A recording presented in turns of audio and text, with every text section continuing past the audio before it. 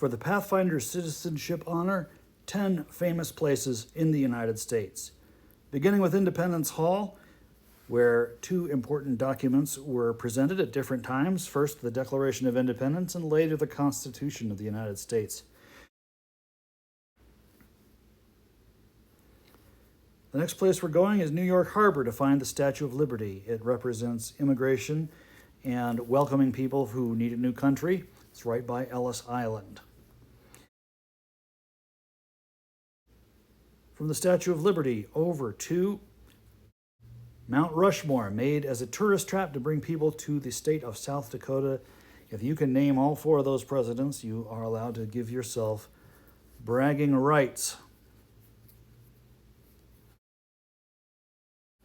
Next, over to Yellowstone National Park for Old Faithful, the only predictable geyser in the park. Geysers are there because that tract of land sits on top of an active volcano.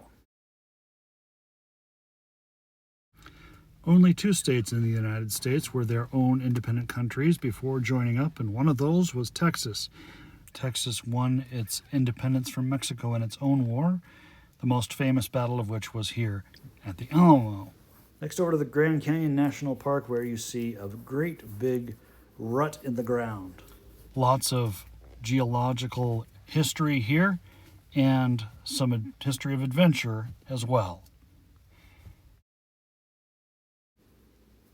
Over to Plymouth Rock. This is the place where the Pilgrims landed in 1620. Puritans escaping religious persecution in England. They came ashore and ran into some Indians who happened to already speak English.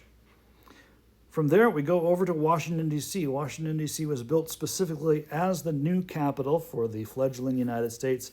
Built on swampland, some people believe that it's still a swamp. Before it was its own country, the United States was part of the British Empire.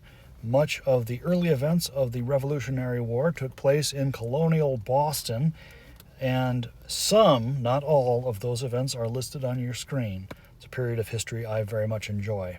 Now over to the Little Bighorn battlefield in Montana. This is the last great victory the Indians won against the encroaching settlers, or specifically Custer and his troops. It was the end of Custer's life, but it was also the end of the Indians' way of life.